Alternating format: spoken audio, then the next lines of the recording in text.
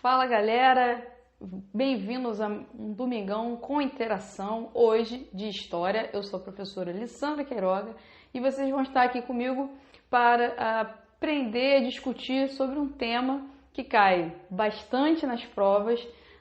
É um tema, na verdade, um pouco extenso que eu resolvi pegar, mas para isso a gente vai fazer uma dinâmica bem interessante para que você consiga, visualizar de maneira mais clara esse conteúdo. Bem, a gente vai então fazer uma breve explanação sobre o assunto e depois a gente vai resolver algumas questões. Seja bem-vindo, quem me conhece, tamo junto. Quem está me vendo pela primeira vez, um grande prazer e vamos para a nossa aula. Se liga então. Eu resolvi separar para a gente falar aqui no nosso domingão sobre o Brasil, da independência até o final da monarquia. Então, assim, pode parecer, e é, um tema até extenso demais. Porém, uma coisa que já fica de dica para você quando você estiver estudando história, é um recurso, que eu gosto de utilizar muito e que você pode fazer aí quando estiver estudando sozinho, que é a linha do tempo. Então, reparem, que eu fiz uma linha do tempo que começa de 1808 e vai até 1889. Bem, essa linha do tempo, então, vai ser dividida por períodos, e em cada período a gente vai ressaltar características importantes aí desse aspecto que a gente vai estudando. Tranquilo? Então, bora lá. Lembrando que o Brasil, foi colônia de Portugal, não é isso? A partir de 1500 e que a partir do início do século XIX algo vai acontecer que vai fazer com que o Brasil se transforme num país independente. Por isso, eu resolvi escolher o final, o início, na verdade, do século XIX, com um período chamado joanino. E por que ele tem esse nome? Pensa aí.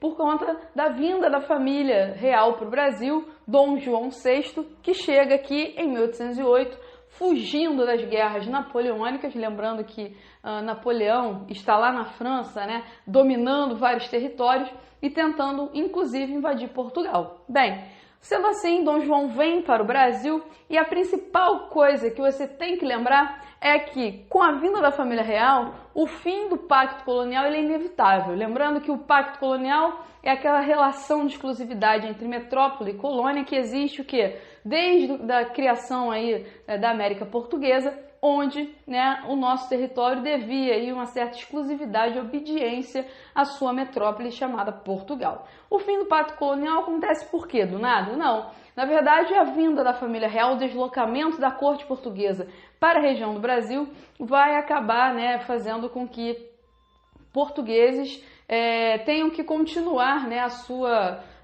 o seu comércio, sua economia aqui em território brasileiro, no caso americano. Sendo assim, Portugal não tem outra saída, o Dom João não tem outra saída a não ser o quê? Decretar a abertura dos portos às nações amigas, que nada mais é do que, galera, vem todo mundo agora o quê? Comercializar aqui na América, tranquilo? Por isso que a gente fala que isso é o fim do pacto colonial. Não foi nada premeditado, não foi nada pensado, planejado no sentido de que isso era algo que estava nos planos de Portugal, porém foi uma necessidade. Essa necessidade vai gerar uma coisa importante, que é uma estrutura administrativa dessa transferência da corte para o Brasil. É só você pensar que a colônia, que era no caso o Brasil e o Rio de Janeiro, que era a sede dessa colônia, não tinha estrutura para suportar uma corte do tamanho que era a corte portuguesa. Só para você ter uma ideia, mais ou menos umas 10 mil pessoas vieram nesse período de transferência da corte. Essa transferência então obrigou com que o Rio de Janeiro, que era a sede aí da colônia, se transformasse numa sede administrativa aos moldes europeus.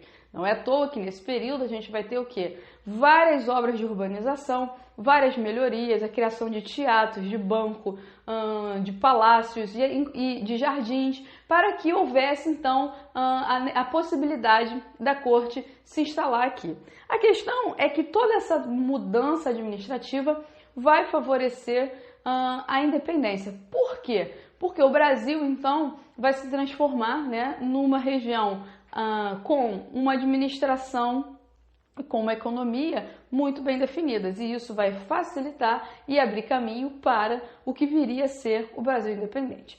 Mas tudo na história, né, é um processo, então não é assim do nada que a independência vai chegar. Na verdade, a permanência da corte vai criar condições para que os nossos políticos, né, e os comerciantes, a elite brasileira, que naquele momento não se chama Brasil, né? Afinal de contas não existe ainda autonomia política, mas que os locais aqui, né, aqueles que eram os colonos, se sintam livres para comercializar, livres para, de alguma forma, né, tocar a sua política. Isso, né, é algo que não volta, né? Uma vez que essa liberdade ela vai ser dada, né, enfim, conquistada de alguma forma por esses colonos e a metrópole, vai fazer com que a independência se torne inevitável. E há um evento, né, que dá um estopim, né, para que a independência aconteça, e ele se chama Revolta do Porto, né, ou Revolução do Porto. Essa revolta aconteceu lá em Portugal em 1820 e, na verdade, né, foi uma retomada, né, de poder da nobreza portuguesa que estava na Europa, querendo que o Dom João retornasse às cortes, retornasse a Portugal. Então se liga, né? O Brasil era uma colônia. Portugal veio para cá com o rei e toda a família. O Dom João chega aqui, se estrutura e faz do Brasil o seu lugar, né? A sua sede, uma das sedes do seu império. E aí Portugal exige, né? Os portugueses que estão na Europa exigem o retorno de Dom João. Se o Dom João volta, o que o Brasil vai se tornar, já que a corte vai embora? Ele volta a ser colônia? É uma possibilidade. E é justamente essa possibilidade que vai assustar e ajudar a pressionar que o Brasil se torne independente. Então a independência ela vai vir, né, em 1822, também de uma pressão da elite brasileira, da elite política, que não queria o quê? Voltar a ser colônia, uma vez que uma das possibilidades pensadas pelos portugueses que estavam lá na Europa era recolonizar o Brasil. Então, qual foi a saída? A saída foi buscar a independência. Mas aí, calma, essa independência vai ser feita por quem? Ora, haviam várias movimentações, várias manifestações em prol da independência, inclusive manifestações populares. Porém, né, o Pedro, que vai ser o primeiro, o filho do Dom João, ele vai ter apoio de uma parte da elite brasileira política que vai preferir, né, ou vai apenas apoiar que o Pedro faça a independência e continue liderando. É bom a gente lembrar, né, que o Pedro, apesar de português, ele já vivia no Brasil há um tempo e tinha assim um certo carinho, né, pelo Brasil. É claro, né, gente, que esse negócio de ser bonzinho, ser malzinho, não existe na história, né? O Pedro I ele nem era bonzinho, nem era malzinho. Simplesmente, né, ele de fato havia, né, criado laços aqui no Brasil e tinha aí a opção, né, de também se tornar um rei, né? E é o que vai acontecer. O Pedro I se torna então o primeiro imperador brasileiro em 1822, 7 de setembro, e com isso, né, o Brasil inicia a sua história independente. Tranquilo? Primeiro reinado, então, começa em 1822, vai até 1831. O que de mais importante a gente gosta de ressaltar, que cai na sua prova, que é aquele pulo do gato, né?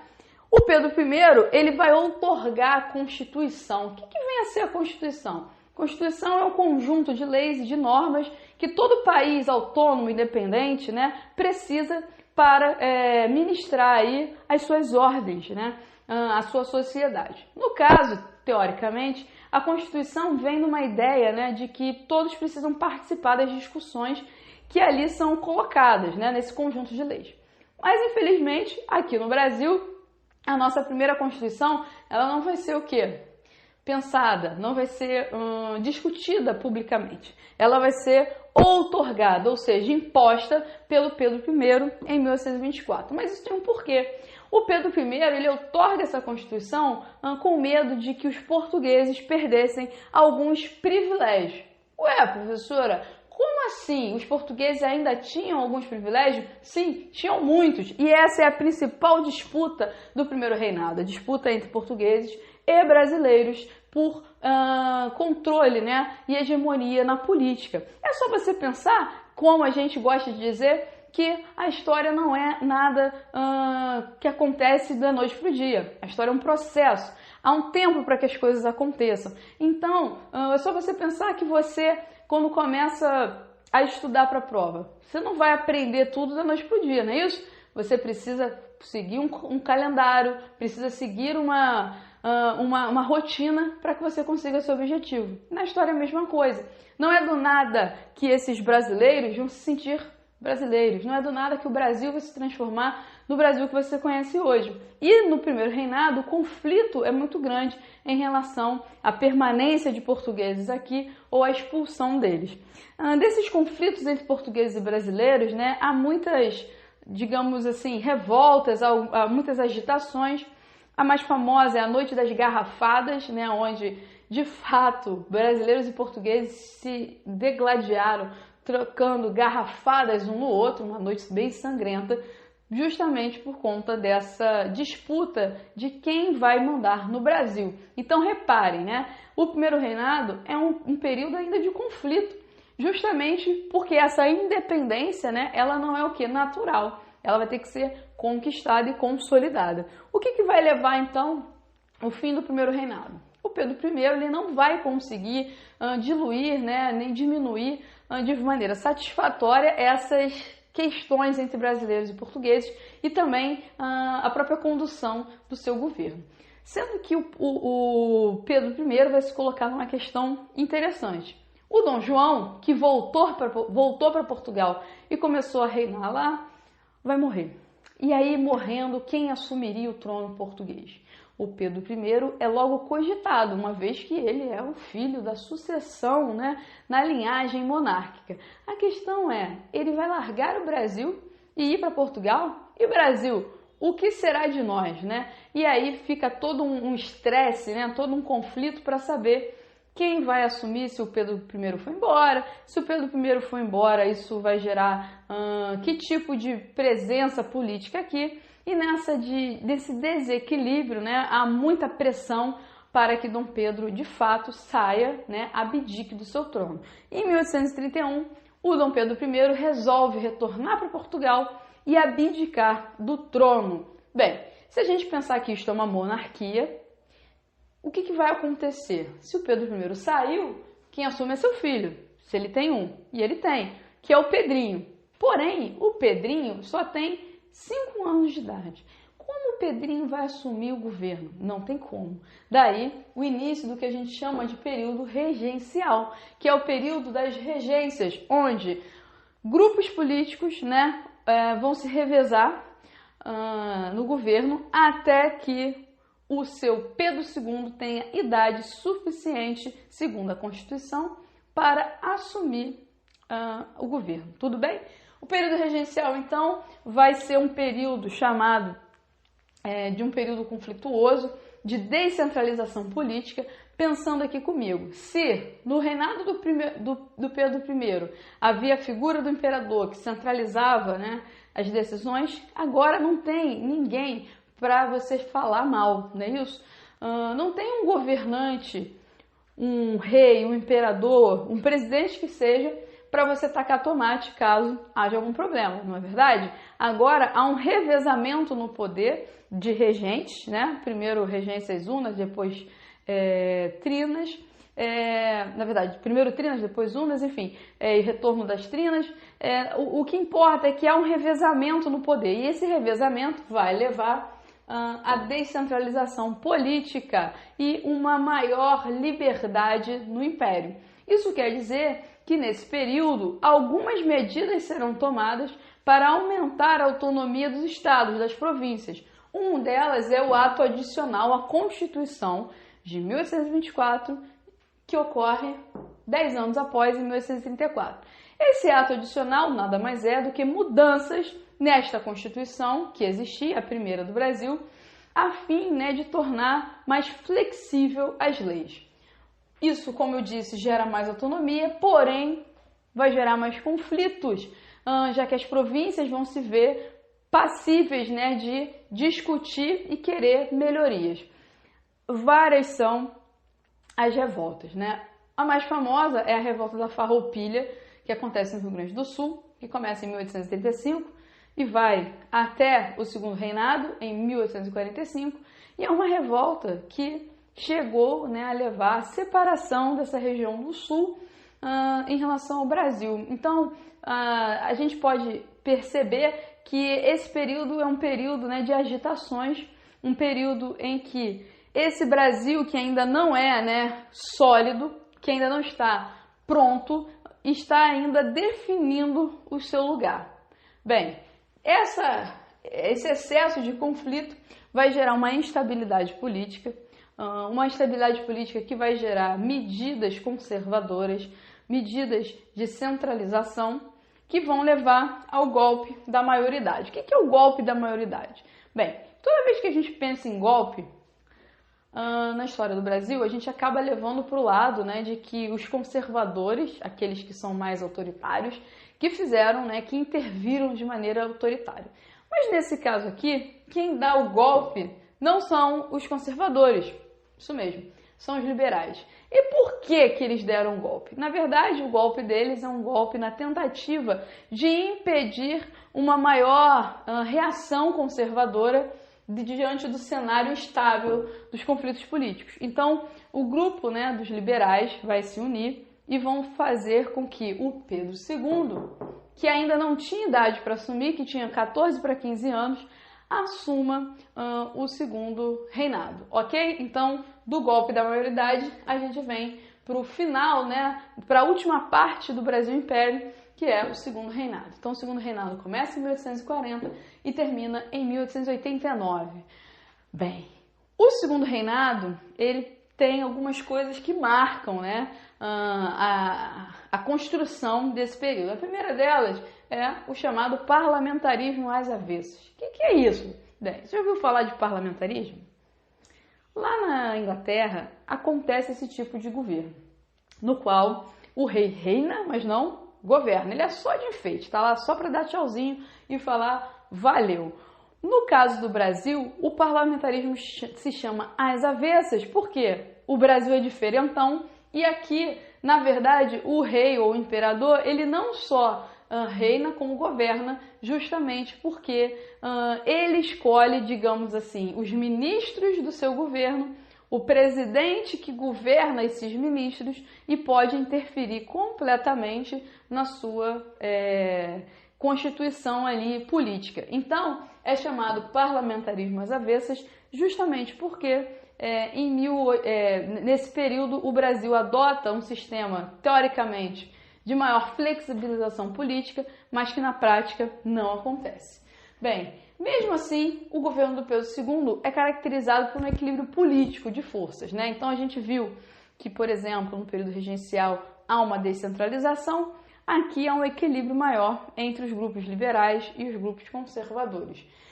Seguindo aí as discussões do século XIX, da segunda metade, a questão da escravidão, né, uma questão que ainda pega o Brasil ainda é um país escravocrata nesse momento, porém as leis abolicionistas elas começam a ser promulgadas, né, e o Brasil começa a pensar em terminar com a escravidão. Então, por exemplo, né, o período da lei Eusébio de Queiroz, que acaba com o tráfico africano, né, o tráfico atlântico, a lei do ventre livre, né, da quais os nascidos, né, de escravas seriam livres a partir daquela data, a lei dos sexagenários, da qual os escravos com mais de 60 anos, né, seriam livres, a lei também, a lei dos sexagenários, que é a lei que os escravos com mais de 65 anos seriam livres, e por fim a lei áurea, que de fato acaba com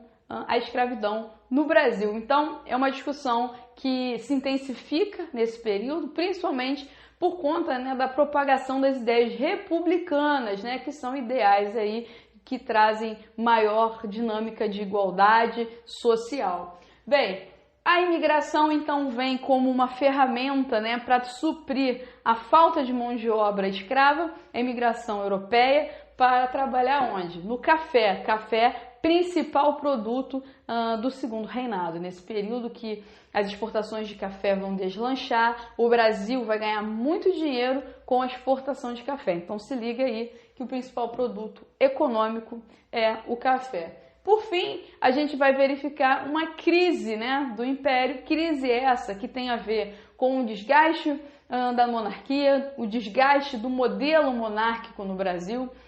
Você tem a participação, né, dos grupos republicanos que desejam transformar o Brasil numa república, acabar com a monarquia. A gente tem problemas do Dom Pedro II com os militares que vão para onde? Para a Guerra do Paraguai lutar, né? E quando voltam desejam maior participação política. Tem uma questão do Pedro II com a igreja, né, que vai levar aí um embate entre Igreja Católica e Dom Pedro II, e a questão abolicionista que a gente já falou, que mexe, né, com a estrutura política, econômica e social desse império. O império, então, ele vai entrar em decadência e em 1889, no dia 15 de novembro, Deodoro da Fonseca e seus amiguinhos vão dar um golpe, né, vamos colocar assim, vão tomar o poder, tirar o Dom Pedro e toda a sua família e iniciar uma nova fase do Brasil, agora república. Tranquilo? Bem, depois dessa breve explanação, muito breve, óbvio, é um período grande, pela linha do tempo, a gente vai resolver alguns exercícios que vai ajudar você não só a entender como isso pode cair, mas complementar aí o nosso assunto, tranquilo? Então, pega a sua lista e vamos fazer exercício. Então, pessoal, agora tá todo mundo com a lista aí, agora a gente vai resolver alguns exercícios que vão nos ajudar a entender melhor o nosso assunto. Lembrando que conforme a gente for fazendo questão, eu vou relembrando os assuntos que a gente já falou e outros que vão ser novidades inseridos, tranquilo? Então, pega aí a primeira questão, tá dizendo o seguinte: era exclusivo do imperador e definido pela Constituição como chave mestra de toda a organização política, estava acima dos demais poderes. O texto em epígrafe aborda a criação no Brasil, pela Constituição de 1824, do poder... Calma aí! Toda vez que você for fazer uma questão de história, você tem que se localizar no tempo e no espaço. Ou seja, se ele está falando de Constituição de 1824, ele está se referindo a qual período? Vamos voltar para o quadro aqui. Nossa linha do tempo. 1824, está em qual período? Primeiro reinado. Então, a gente está falando da Constituição do primeiro reinado. Beleza. Voltando para o exercício. Se a Constituição do primeiro reinado foi uma Constituição outorgada, esta foi uma Constituição o quê? Imposta. E uma das criações importantes dessa Constituição foi um poder no qual o imperador tinha amplos poderes sobre os outros, executivo, legislativo e judiciário. O nome desse poder era moderador. Sendo assim, você só precisa procurar aí, ó. Letra A, poder moderador. Pronto, número 1, letra A. A letra B fala de poder justificador, que não existe. C, executivo. D, judiciário. E, legislativo. Então, toda vez que falar de Constituição de 1824, criação de algum poder que está acima dos três poderes, poder moderador. Questão fácil, dada para você se dar bem na sua prova. Vamos para a questão número 2. A Confederação do Equador, proclamada em 2 de julho de 1824 por Manuel de Carvalho. Para tudo, 1824, qual é o primeiro reinado? O que foi a Confederação do Equador? Olha só, no início da nossa aula eu falei para vocês que o primeiro reinado foi um momento de muito ainda disputa, né, em aceitar ou não o Pedro I, né? Afinal de contas, ele era o quê? Um português, filho do rei, né, Dom João VI de Portugal, filho, então, do rei dono da metrópole. A verdade é que várias questões, né, vão envolver conflitos entre brasileiros e portugueses. Uma dessas questões é aceitar ou não o Pedro I e, pior, aceitar ou não a Constituição outorgada. Então, se liga, né, que que nada nessa vida, e muito menos na história que você está estudando, acontece de forma natural. Nada está dado, sempre vai haver um conflito. E neste caso, a Confederação do Equador é um conflito, né? Uma tentativa de acabar com, de revogar, vamos colocar assim, não validar a Constituição outorgada e muito menos aceitar o Pedro I, que era um português, como o nosso governante. Então, é uma revolta que acontece no primeiro reinado, logo no início, na região do Nordeste. Tem esse nome de Equador devido à linha do Equador, né, que fica mais próximo daquela região. Era a reunião de várias províncias, incluindo Pernambuco, Alagoas, que tinham o interesse de criar uma república, de se separar aí do Império Brasileiro, pois não achavam legítimo o império que tinha se estabelecido na cidade do Rio de Janeiro, que era a sede da colônia e virou sede do império. Com todas essas dicas, vamos procurar qual é a alternativa. Letra A, contou com a adesão dos estados da atual região norte do Brasil. Não, falei para vocês que são estados da região nordeste. Letra B, adotava provisoriamente a Constituição dos Estados Unidos da América. Não. Letra C, mostrava-se sintonizado com o poder central, representado por Dom Pedro. Sintonizado, eles estavam caminhando juntos? Negativo. Letra D, defendia a instituição de uma monarquia constitucional? Também não. Eles não queriam monarquia. Letra E, que nos sobrou, buscava a organização de um governo representativo e republicano. Então essa é a nossa alternativa. Confederação do Equador queria maior participação popular, maior participação política, movimento esse influenciado pelos ideais iluministas, pelos ideais liberais republicanos. Sendo assim, questão número 2, resposta letra E. Continuando, questão número 3. Na província do Rio Grande do Sul, durante o segundo reinado, entre os anos de 1835 a 1845, ocorreu a mais longa revolução da história brasileira, a Revolução Farroupilha, também conhecida como Guerra de Farrapos. Vários são seus motivos, dentre os quais destacamos o econômico. Bem, calma. Poxa, você me disse na linha do tempo que 1835 ainda era o período regencial. Sim, é verdade, mas eu disse para vocês também, inclusive sobre a Revolução Farroupilha, que ela começa no período regencial e termina no segundo reinado. Então, cuidado, você fica decorando as coisas e você pode se dar mal. Você decorar que a Revolução Farroupilha acontece no período regencial, se vem uma questão dessa, você vai falar assim, a questão está errada. Não, ela não está errada. Por quê? A Revolução Farroupilha, ela termina no período do segundo reinado. Lembre então, se liga, que na história tudo é o quê? Um processo, não existe início e fim de maneira o quê? Estancada, né? De maneira muito determinada e absoluta. Então, até aí, estamos nos entendendo com a questão. Bem, eu falei para vocês, né, que a Revolução Farroupilha foi uma revolução, uma revolta, né, que queria, uma das ideias era se separar da monarquia do império. Essa seria uma questão política. Qual seria a questão econômica? Bem, um dos motivos que levaram, né, ao debate contra a permanência, né, da região do Rio Grande do Sul no Império Brasileiro era o alto preço cobrado pelo charque do Rio Grande do Sul na região do Império. O que é charque? É a famosa carne seca. Ah, professor, é carne seca porque não tinha geladeira? Isso mesmo. Para conservar a carne, você colocava sal. Então era carne seca. Toda a carne era seca, justamente. E a região do Rio Grande do Sul era uma região de produção, né, de carne bovina. O problema é que o Império comprava a carne bovina da região do Uruguai e da Argentina a preços mais baixos do que o Rio Grande do Sul podia vender na região do Brasil. Então esses produtores aí, criadores de gado, vão reclamar com o imperador que estão se sentindo desprestigiados, uma vez que é difícil competir com a carne argentina e com a carne uruguaia. A verdade é que o imperador na verdade, naquela época, os regentes e depois o imperador não vão determinar aí nenhum acordo, né, de maneira logo imediata, e esses camaradas vão se revoltar e querer viver sozinhos, né, sem o império. Sendo assim, vamos procurar a nossa alternativa. Letra A, crise da cana-de-açúcar nem termina. Cana-de-açúcar não tem nada a ver. B, queda do preço da erva mate. Não estamos falando de erva mate. C, exploração de jazidas em outros estados. Jazida de minério, de ouro? Não, isso não. D, taxação elevada do charque. Lembra do charque? Carne seca?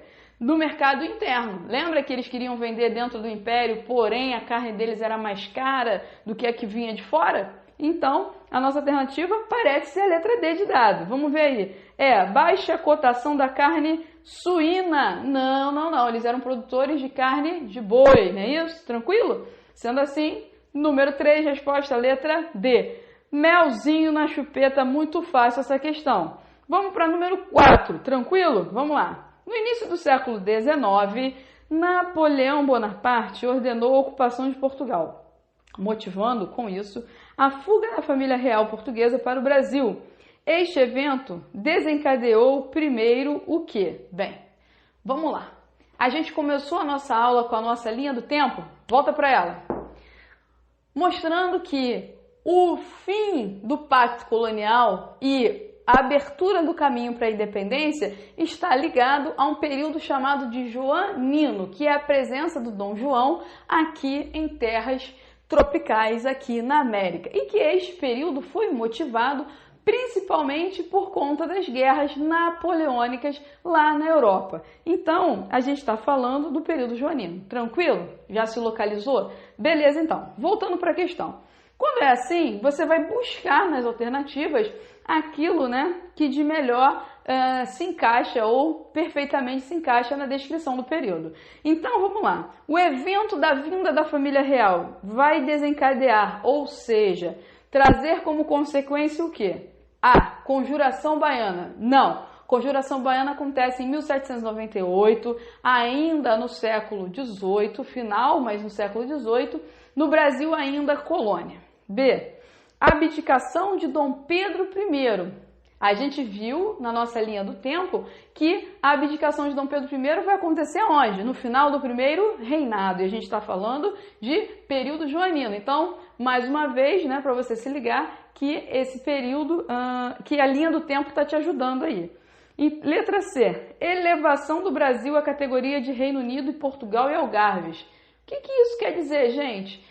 Em 1815, uma das alternativas encontradas para manter o Brasil, né, unido a Portugal e evitar, né, possíveis movimentos separatistas vai ser a criação, vai ser a elevação do Brasil à categoria de Reino Unido. Então, a nossa resposta é a letra C.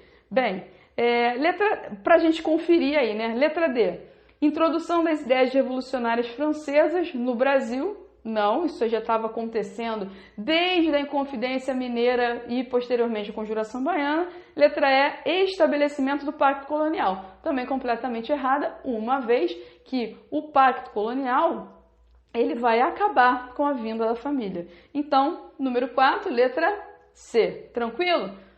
Tá acompanhando? Tá acertando? Vamos lá, vamos continuar então. Vamos para a próxima questão. Então, simbora aí, questão número 5. A participação do Exército Brasileiro, com respaldo em seu prestígio, foi fundamental para a queda do Império e, consequentemente, para a proclamação da República. O fato que mais contribuiu para o aumento do prestígio militar no final do século XIX foi... Bem, a gente falou, né, que um dos motivos da crise da monarquia é a questão dos militares terem se sentido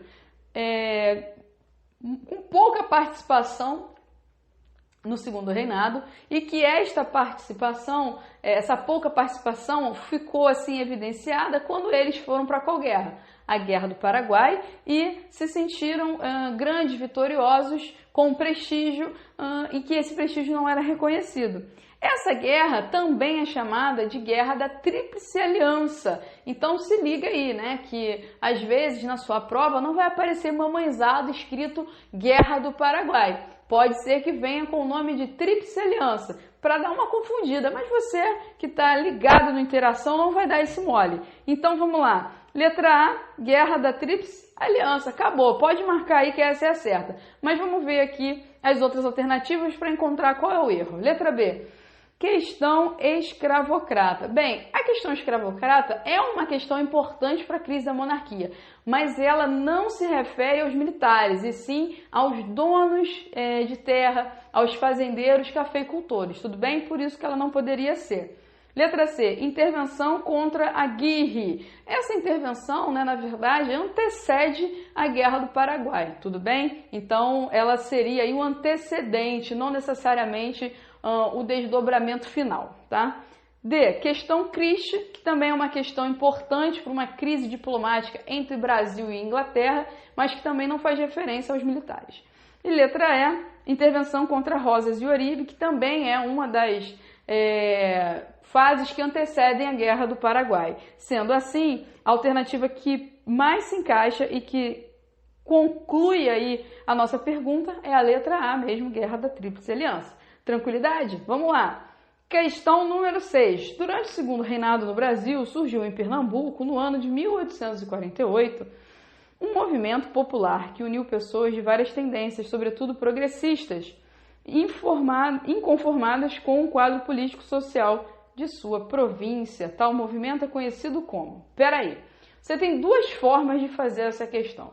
Primeiro, se você já sabe do que se trata, né, de uma revolta que acontece em 1848, e de cara você vai procurar o nome dela, ou se você está em dúvida, não sabe ainda, está inseguro, você pode tentar eliminar pelas alternativas, tá? Então vamos tentar fazer primeiro eliminando a alternativa e depois confirmando aquilo que você já sabe. Bem, durante o período do segundo reinado, mesmo que houvesse o equilíbrio político, é preciso entender que as ideias republicanas e liberais que estão no território do Brasil, antes mesmo da independência, lembrando você, se você já viu alguma vez falar de Inconfidência Mineira, Conjuração Baiana, ali as ideias liberais já estão o quê? Passeando no Brasil, elas vão ganhando força, né? E no segundo reinado, elas estarão bastante consolidadas.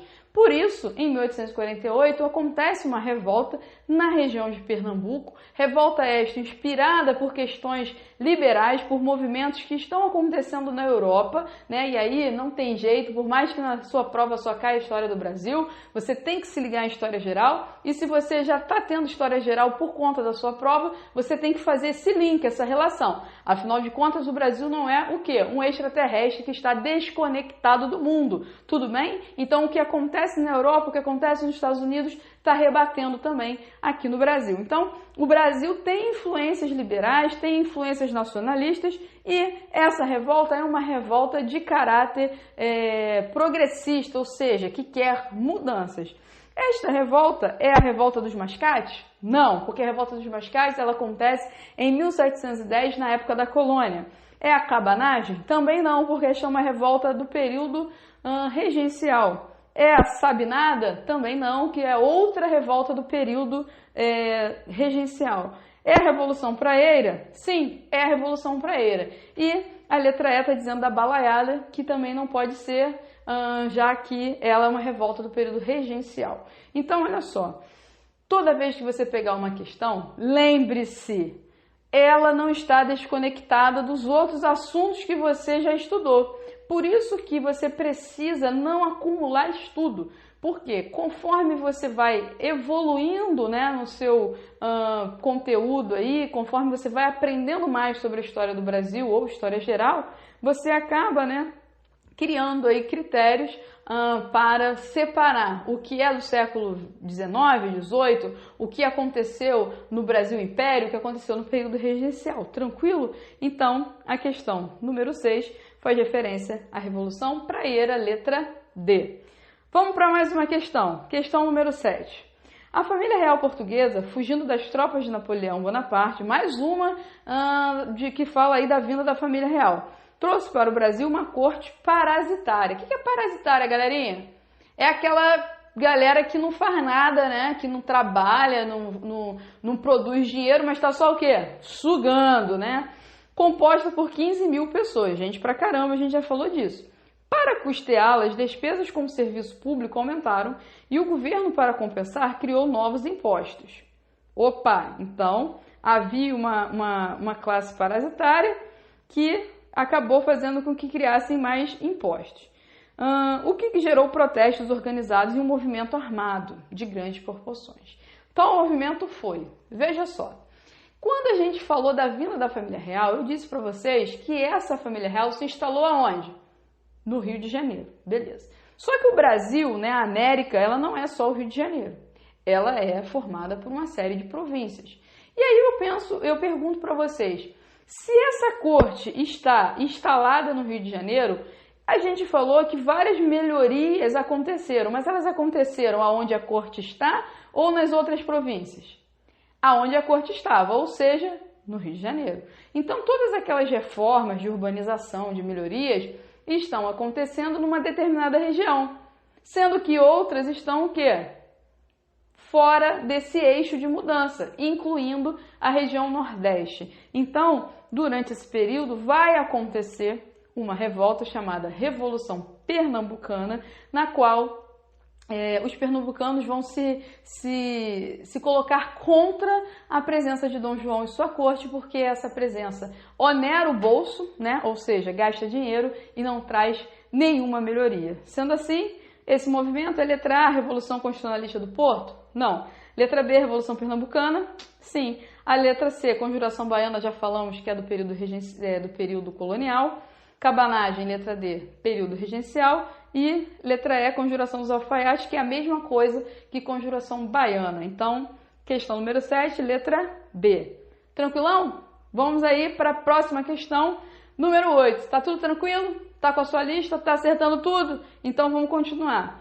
A primeira medida tomada pelo regente Dom João ao chegar ao Brasil foi decretar a abertura dos portos brasileiros às nações amigas. Bem, eu disse para vocês que assim que o Dom João chega, né, várias mudanças vão acontecer no período joanino. Esse período, né, caracterizou-se para o fim do pacto colonial. Como é que isso ficou caracterizado? Quando Dom João falou, ei galera da Europa, vem todo mundo comercializar com quem? Com Portugal, aonde? Na América. Então, essa medida, a gente já disse, e aí volta para a nossa linha do tempo, significou o fim do pacto colonial. Então vamos lá, tal fato, letra A, significava na prática o fim do pacto colonial. Muito bem, a letra A, vamos confirmar? Letra B, prejudicava a Inglaterra, que passaria a sofrer concorrência de outros países? Não, a Inglaterra fez vários acordos com o Brasil, né, com o Império Português que estava se instalando no Brasil, e ela não teve nada prejudicado, pelo contrário, se beneficiou. Letra C, contrariava num primeiro momento os interesses dos brasileiros? Pelo contrário, né, os comerciantes brasileiros vão achar ótimo que agora exista um maior fluxo comercial aqui. Letra D, beneficiava a França? Não, a França estava inimiga. Lembra que é a abertura dos portos às nações o quê? Amigas, a França é inimiga. Letra E, criava condições igualitárias quanto à tributação alfandegária no comércio com Portugal e todas as demais nações. Aí pode ser uma pegadinha, né? Você pode achar que seria essa, mas lembra que nesse período a Inglaterra tem condições especiais, né? Taxas um pouquinho menores que outras nações, tudo bem? Então, resposta correta, letra A. Perfeito? Vamos fechar nossa lista então, mais uma questão, questão número 9. Assinale a alternativa que não contém uma característica referente ao período do segundo reinado. Bem, essa daí é uma questão que requer de você saber, né, as principais características do segundo reinado para tentar bater aí A, B, C, D e E e achar a questão que não a característica que não pertence ao segundo reinado. Então vamos lá. Letra A, fim do tráfico negreiro? Sim, é uma característica do segundo reinado, Lei Eusébio de Queiroz. B, elaboração da primeira Constituição brasileira? Opa, para tudo, volta para a linha do tempo. Galera, a primeira Constituição acontece no primeiro reinado. Então, voltando para a nossa questão número 9, letra B já está errada. Vamos confirmar? Letra C, domínio do café. Falamos que o café é o grande carro-chefe do segundo reinado. D, início da propaganda republicana. Falamos também que as ideias republicanas estão o quê? Se aflorando. Letra E, a participação na Guerra do Paraguai, também é uma característica. Sendo assim, questão número 9, letra B. Perfeito. E aí, fechando a nossa lista, para você ver como é fácil acertar todas as questões de história na sua prova. Número 10, no século XIX, a Inglaterra pressionou diversos países para acabar com o protecionismo comercial e com a existência do trabalho compulsório. Essa situação culminou em 1845 com o Bill Arbid. Nesse contexto, o Brasil sancionou em 1850 a Lei Eusébio de Queiroz. Bem, primeiro lembrando aí o que é Bill Arbid, né? Bill Arbid é uma lei que a Inglaterra promoveu, onde ela era responsável e podia aprisionar qualquer navio negreiro, né, de tráfico atlântico na região do oceano, né? A Marinha Inglesa tinha autonomia para autuar, prender qualquer navio desse tipo. Já era uma medida de bastante repressão ao tráfico. A Lei Eusébio de Queiroz é uma lei em que o Brasil inicia, né, o seu processo abolicionista, proibindo, né, o tráfico atlântico. O que isso significa? Não pode vir escravos africanos de longe, né, da África. E dentro do continente, dentro da América, dentro do Brasil, pode acontecer? Pode. O tráfico que a gente chama interprovincial, ele pode acontecer. Então, letra A, extinção do sistema de parceria na lavoura cafeira? Não. B, da manutenção dos arrendamentos de terras? Também não. C, da extinção do tráfico indígena? Parou, nada a ver. D, da manutenção do sistema de colonato na lavoura canaveira? Nada a ver também, está falando de segundo reinado, está falando de café, nem que fosse. E letra E, da extinção do tráfico negreiro. Perfeito, resposta da 10, letra E.